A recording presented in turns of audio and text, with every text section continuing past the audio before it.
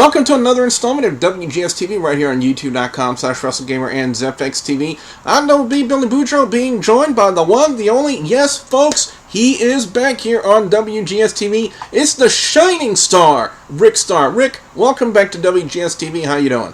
Well, you know, I'm doing great. I'm always glad to be a part of the WGS team and hanging out with you guys. Right now it's just a duet, though, for the show, but let's get the show on the road. Well, we're going to be talking about the Night of Champions pay-per-view that took place here tonight. Very great pay-per-view. Let's go right off the bat and start off with the opening match. It was a fatal four-way match for the Intercontinental title. We saw The Miz defend the title against Sin Cara, Rey Mysterio, and Cody Rhodes. I was really up in arms about this one on who was really going to come away because you got two really good possibilities. To me, keeping the title on The Miz was always a good thing because Miz was really doing well with the Intercontinental title. Or two, they could have had him drop it to Cody Rhodes because Cody Rhodes had a phenomenal run with the Intercontinental title, in my opinion. But be that as it may, The Miz ends up retaining the title. I think that was a good decision. It was a wonderful match, by the way. We saw some new attire from Sin Cara, something I haven't seen before, and Rey Mysterio looked good as always. All four guys really looked good in this match, wouldn't you say, Rick? Yeah, absolutely. Even Rey Mysterio and Sin Cara, they were battling it out for a while. They were kind of teasing a possible feud, don't you think? But yeah, a possible feud. That's what a lot of people have been wanting to see is a feud between Sin Cara and Rey Mysterio. But they've been actually making a pretty good tag team too, as well. So, I think right now, for one thing, I don't think I never saw Sin Cara win. I think Sin Cara's biggest weakness still is inability to speak, and I think that's probably going to kill his character off sooner or later. But as far as between Cody and The Miz, that was my toss-up. But at the end, we saw The Miz take it. Still, great match. I'm going to give this match a 4 out of 5. I was thoroughly entertained. This was a great way to open up Night of Champions. And, I'm really happy with the result that they kept the title on The Miz. I really have no complaints about that because The Miz, he did wonders with the WWE Championship, and he can only do wonders with the Intercontinental title as well. That's my opinion on it. Rick, how do you score this match?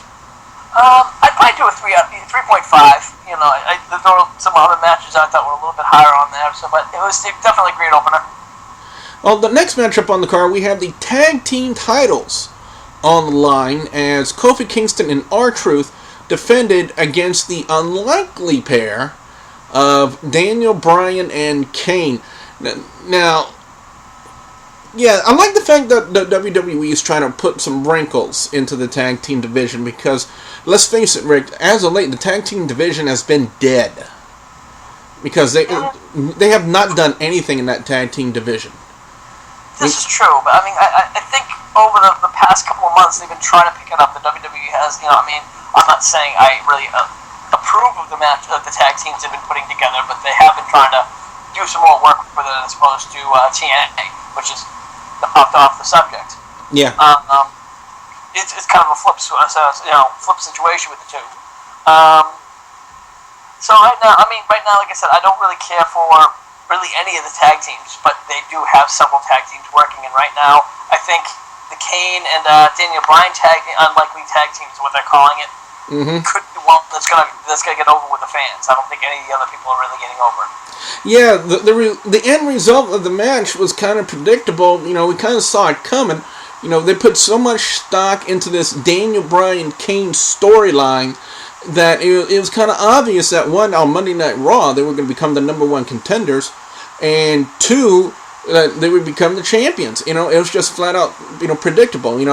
Even though it was an entertaining match, I have to give it a 3.5 out of 5. I have to deduct a point from it just for the predictability factor. It kind of took it away. But other than that, it was still a very nicely worked match. Rick, what do you think? Again, the match itself, like I said, very predictability. The match itself, the quality of the match was decent. It was entertainment, but, like I said, predictability. So, I'll have to give it a 3 out of 5. I think what should have happened was maybe have the primetime players come down, run the match, throw the match out, and then have it somewhere down the road be a triple threat at Hell in a Cell. That probably would have been the best way to do it. Possibly. The next matchup was set up earlier in the night before the pay-per-view started. It was the winner of the United States Championship Battle Royal. And I saw a ton of people in there. We saw the return of Ted DiBiase, Brodus Clay, the Primetime Players. Ezekiel Jackson was actually there and made an appearance. When's the last time we actually saw him? Tensai was in there. Zack Ryder was in there. Santino Marella was in there. A whole host of people. One person we did not see there, who WWE's been pushing pretty hard. And that was Ryback. Yeah, I was thinking about that too. We've seen Ryback left and right, and now we don't see him in a championship battle royal. I think what they wanted to do is because they knew that he was not ready to win, and so they didn't want to see him lose. Do you think that's the angle they were going at? Possibly. They want to keep him on this undefeated streak that he's on right now. So that's possibly one way to look at it. But another way to look at it is, we talked about it before we started recording, Rick. If Santino Marella would have gone over in this battle royal, I would have been so angry. Because Santino Marella, even though I like him, he's entertaining, he turned the United States Championship into a joke. Yeah, so, I absolutely have to agree with you. He's comic relief, he's comedy entertainment, he's not championship-worthy entertainment until he changes his character, does something. I mean, he has some wrestling skill. It's just really hard to explain how to, very difficult. It's hard to justify, putting a title around somebody like him. It's like, it's like EW over in TNA. It's like, why give him half of the women's championship? That mixed tag team championship is now a joke. Mm-hmm. Well, Zack Ryder ends up taking the win on this one. I kind of got a mixed reactions to it. Why not one of the guys that went over on Friday Night SmackDown on Antonio Cesaro? Why not Brodus Clay? Why not Tyson Kidd? Why not put one of those two in contention for the United States title? Instead, Zack Ryder out of nowhere, and what has he been doing? Oh, he had a match with Heath Slater, the one-man Southern rock band, the Wendy's girl. I mean, what big whoop-de-frickin'-do. No offense to Heath Slater, but then again, some offense to Heath Slater. But still, big whoop-de-do. You went over on Heath Slater. Wow, you're really moving up in the company again, Zack Ryder. So it's Antonio Cesaro and Zack Ryder for the United States title. Decent match, in my opinion. It's not very often we actually see a very good United States title match, and we did see one tonight, in my opinion. I was really impressed with both Cesaro and Ryder, but I really wanted them to keep the title on Cesaro, to maybe build that title back up, regain the prestige that it was lost when they put it on Santino, and right now it needs to stay on Cesaro. Zack Ryder might have been an okay champion, and I wouldn't have been remiss to say that, I wouldn't have been upset if they would have put the title on Zack Ryder. But right now, the title needs to stay on Cesaro where it's at, because Cesaro, I firmly believe, Rick, can actually reinvigorate that United States title. 4 out of 5 from me on that one. The match itself was not bad. The Cesaro guy really, I'm not a big Cesaro fan so far. He's not over with me. He needs to dump Oksana. Yeah. I'm not even sure about that, but this whole, in English, in Swiss, in French, it's like, enough. I don't care how well different languages you know. I want you to be able to, his promos are kind of dull and boring to me. I think it's Oksana, whatever how he pronounces her name, is actually more eye candy for him. I think right now that's what he needs. So I disagree with you on that frat point. Mm-hmm. He's not ready to walk out on his own yet. Nowhere near it. Yeah, but a lot of people actually consider Oksana to kind of be dead weight. I mean, what can she do? She barely has... Now she's just eye candy. Well, yeah. Nothing but eye candy. Yeah, and that's not saying much, though. I mean, she is good to look at, but, she's not a Kelly, she's not an Eve Torres, she's not any of the TNA knockouts, that's for sure. Well, she can't wrestle. No. She's a shitty wrestler, absolutely 100%. I think that's why they kind of said, okay, look, you can't wrestle. Time to start walking down the ring. Put somebody around the guys are going to be looking at, she's hard to look at. And she's, not even like a Vicky, where a Vicky is just annoying you. And she annoys the hell out of you and annoys the hell out of you. She gets, Becky gets over as a heel, and she has great mic skills, whether you like her or not, like her voice or not. She does. Sana, she's working on it. I think she could be a force to be reckoned with in the future if she, ups her game a little bit. But she definitely needs to up it. A little bit. I think she needs to up it a lot, in my opinion. But now, guys, anyways, I think I wouldn't give it a 4 out of 5. I'd give it a 3 out of 5. Well, speaking of Vicky Guerrero, she was involved in this next match of sorts as Dolph Ziggler took on Randy Orton. This was a really good match. Dolph Ziggler on the rise to superstardom. Randy Orton at that level right now, if he can keep his hands out of the cookie jar, if you know what I mean. Wonderful match. I know Orton is supposed to go out and start filming 12 Rounds Reloaded, like the sequel to that first John Cena movie. Think about that. I know it's a little off subject a little bit, but think about this. Every one of the sequel to a John Cena movie they've ever done in the WWE has not had John Cena in it. Yeah, that's but then again, if you think about even with the Marines, the third Marine, I don't think anybody followed with the Marines. No. Because the second one, was Ted DiBiase, I believe. Was it DiBiase? Yeah, it was Ted DiBiase. Okay. Didn't they have a third one? Yeah, the third one's and now the third one's The Miz. Yeah. It's coming out. Mm-hmm. So. Well, anyway, a lot of people might have figured, they would have probably used this match to maybe kayfabe, have Orton injured, or take Orton out, or something like that. Find a way to take him out of the storyline, because, has there really been a definitive date as to when they're going to start recording this movie? Not yet, they probably... I don't know if they have a date. I have to check on that one. I've not really followed on the movie. But other than that, this was a great match between Orton and Ziggler. Both stars were great. They went over on the crowd wonderfully. I was kind of thinking Ziggler might have went over on Orton, because Ziggler, like I said, he's that fast rising superstar. He's just right there at that level where he needs to be. But I'll tell you what, I was on the Skype call with Ashley, and he was shocked as hell when Orton got the win. It was a great version of the RKO.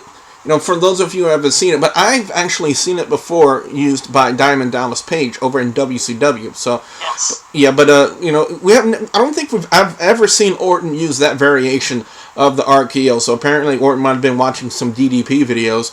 But other than that, it was a great match. Orton gets the win. I'm going to go, entertainment-wise, I'm going to go 4 out of 5. They really didn't do a lot wrong in this match. Well, it was a great match. Absolutely, it was a phenomenal match. But I'm going to be honest with you. I actually was not surprised that Orton got the match, because the way we were going me and a friend of mine was watching the pay-per-view, him and I was saying, we were talking about, we thought that Ziggler would in fact lose this match, and that he was going to put over Orton, and then later on down the pay-per-view, which we'll discuss later, would make some kind of a challenge for the world title for Sheamus. We figured that was going to happen later on down the road, but we'll discuss that later. I'll give it a 4 out of 5. The next matchup was originally scheduled to be Layla defending the Divas title against Kaitlyn. WWE was actually putting, can you believe this, actually trying to build into this match with Layla and Kaitlyn. And earlier in the night, they had Kaitlyn kayfabe, or Sting in TNA would say kayfabe, twist her ankle to the point where, not twist her ankle, somebody assaulted her backstage and injured her ankle to the point where she could not compete. And Eve Torres went to Booker T with this situation, and Booker said, for all the good job you've been doing as my assistant, this is kind of your reward. I'm going to give you the title shot. And, it kind of went the way I was expecting to go. Eve Torres, showed a vicious streak. That's something we haven't seen in the Diva in quite some time, is actually show a vicious streak during a match because she went all out on Layla. Even on the outside, she was just brutal.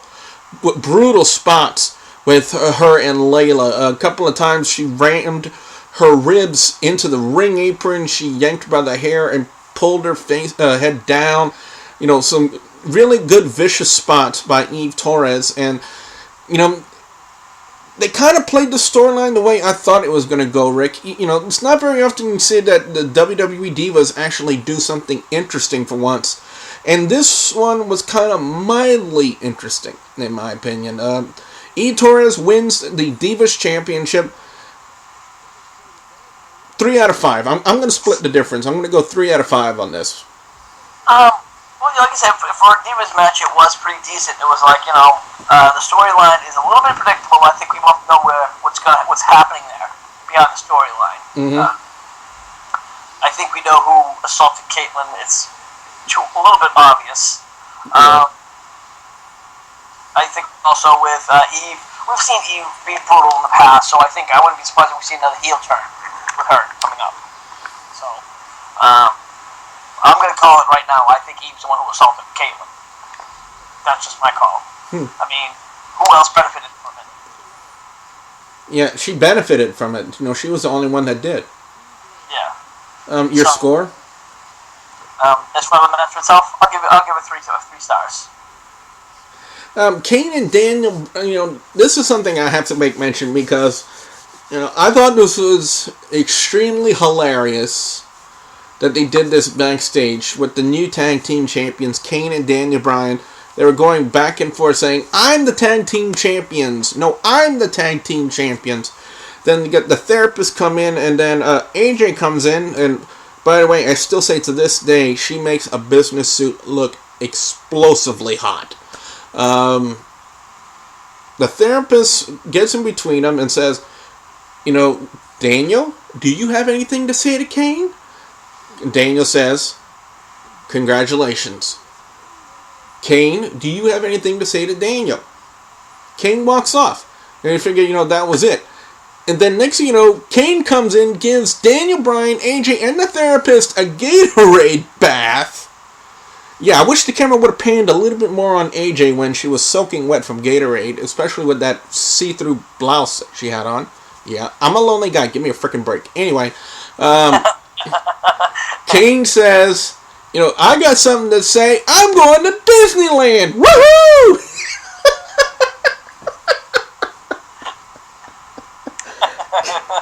Kane at Disneyland. How many kids is he going to freaking scare? Yeah.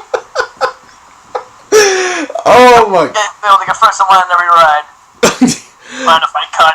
I did not expect anything like that from Kane, to be honest with you. That was really entertaining. I mean, that caught me off guard, huh, Rick? You had to have caught you off guard to see that. I mean, it was just... Fun segment. I'm sorry? That was definitely a fun segment. Oh, yeah. Kudos to the WWE for actually putting that one. That one was actually very entertaining. So now we're approaching the World Heavyweight Championship match between Sheamus and Alberto Del Rio.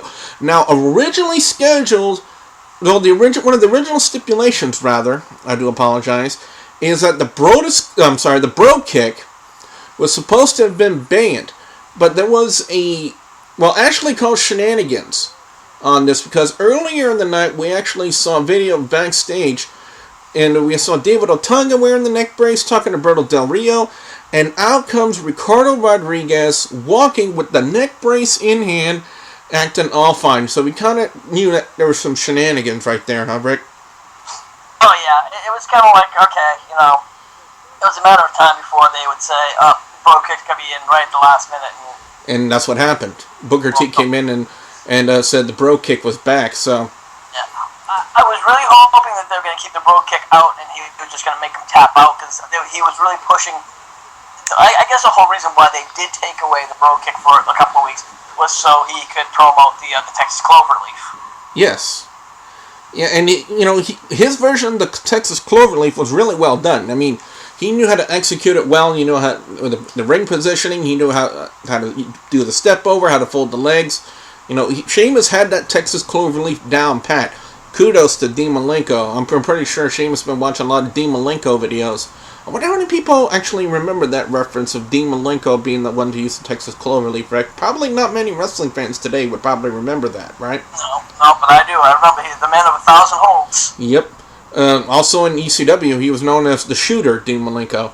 But anyway, back to this matchup in hand. Back and forth. You know, I was still up in my arms on this one as well because, you know, Sheamus retaining would have been good, but Alberto Del Rio could have made a great World Heavyweight Champion too. He's had runs as the WWE Champion, and he was a good heel champion as well. So, but Sheamus at the last second, you know, it looked like Del Rio was going to win. He was going to go for the enziguri in the corner. Del Rio misses. Sheamus counters with the bro kick and gets the win on a phenomenal match. But the obvious spot, a lot of people were thinking, Rick, including you were probably thinking this as well, that Ziggler would have ran down and tried to cash in Money in the Bank, but that did not happen. Yeah, you know, I really thought, especially the way that Alberto Del Rio was working on that arm. I'm like, oh, I can just see it because, you know, he has, you know, but Ziggler can definitely work on, you know, can attack people. He is a submissionist himself, so I saw a possibility. You know, he had him weak, but he was up and standing, and he was chanting. I'm like, no, it's not going to happen. So. Great World Heavyweight title match. This was great work by Sheamus and Alberto Del Rio, and I'm really looking forward to where they go from here now with Sheamus and the World Heavyweight Championship, because they've been putting a lot of stock into him since they put the title on him at WrestleMania. So I'm really anxious to see where they go from this. Will they continue a Sheamus and Alberto Del Rio feud? And if they do, I will say I will not be admissed about that. I would not be upset about it, because Sheamus and Alberto Del Rio so far has been one of the best feuds I've seen on SmackDown. Remember, I said SmackDown because this is World Heavyweight Championship territory, so that's why I said that. I'm going to go 4.5 out of 5. I thought it was that good, Rick. Yeah, I agree. Definitely 4 out of 5 match. The question is now I feel that Alberto Del Rio / Sheamus match, a feud, is pretty much getting tapered out. So I want to know what's in store now for Hell in a Cell. Exactly. And now to the main event. And we got 2 killers in one match, guys. Now here's what I'm talking about. For months and months, I have been on the WWE's case about the fact that the WWE Championship has not been in the main event for their pay-per-views. At WrestleMania, it was not the main event. It was Rock and Cena. At Extreme Rules, it was not the main event. It was Cena and Lesnar, and so on and so forth. Tonight, we had John Cena in the main event, which was obvious. But it was also for the WWE Championship. So that, for once, the WWE Championship is being the main focus of the pay-per-view. Thank you, WWE, for getting your heads out of your ass and realizing that your mainstay title, the WWE Championship, needs to be in the main event and not your freaking poster boy, John Cena, who is not the champion. Thank you. Anyway, this was by far another match of the year candidate, in my opinion. We've had several matches throughout the year that I've said would be a candidate for match of the year. This one, no exception. Punk Cena tore the house down for Night of Champions. Great match between these two, but we kind of figured that it would come to a controversial finish. You know, they have to do something like that. It would have to go that way.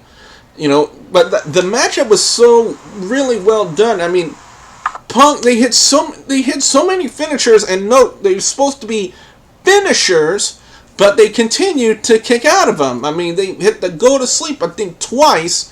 I know the attitude adjustment was hit, I think, more than once. They had the STF on, and it came down, you know, if the finisher wasn't going to do the job, it would have to be a controversial finish, and that's what happened. Cena, Cena hit a German suplex on Punk. Yeah, when's the last time we actually seen Cena execute a German suplex? I'm actually impressed for once. Yeah, and it wasn't just a German suplex. It was like you said, it was a super German suplex because off the top rope. No, it was off the middle. Off the middle. Yeah, off the middle. But it was still a German suplex, so... But anyway, I clearly saw both wrestlers' shoulders were down. You know, everybody starts up in arms. They think Cena wins. You know, that he's pinned CM Punk with the German suplex. You know, he's celebrating. He grabs the WWE title. He's out in the crowd. Woohoo! Cena's champion once again.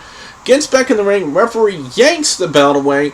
Gives it back to CM Punk. And then we get the announcement that the match has ended in a draw. The referee pinned both men's shoulders in the German suplex. Gee, I have seen this so many times before. So many times before. As you know, some people were bringing up to me Kurt Angle and Chris Benoit, but I can go even further beyond that. In 1996, WWE Championship on the line, in your house, dog rules. Shawn Michaels defending the title against the British Bulldog. One referee saw Michaels' shoulders down, the other referee saw the British Bulldog shoulders down, and the matchup ends in a draw. And according to WWE Rulebook, when the match ends in a draw, the title does not change hands and it stays with the championship.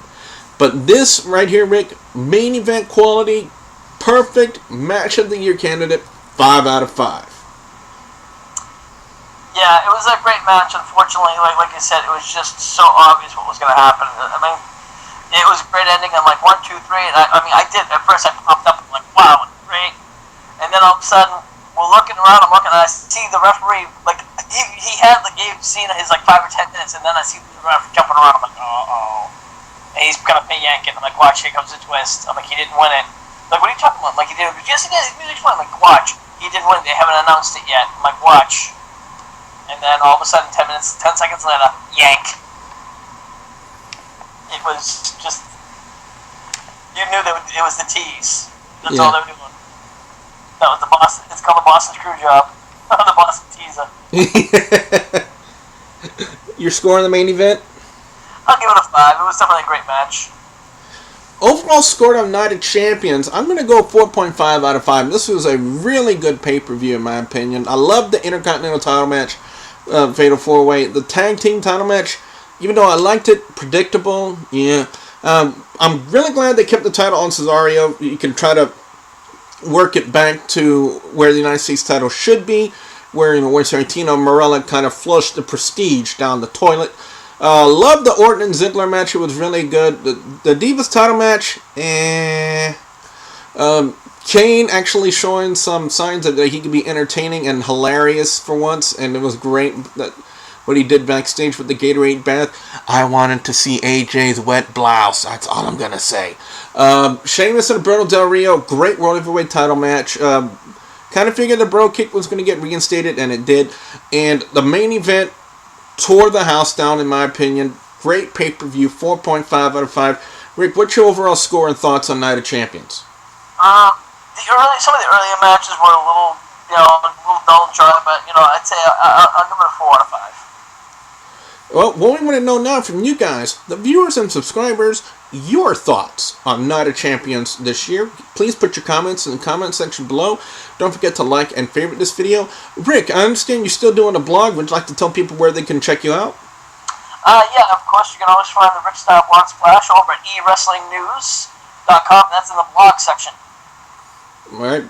And don't forget to subscribe to YouTube.com/WrestleGamer and YouTube.com/ZFXTV Network. So for the Shining Star Rick Star, I am Double B Billy Boudreaux saying thank you very much for watching.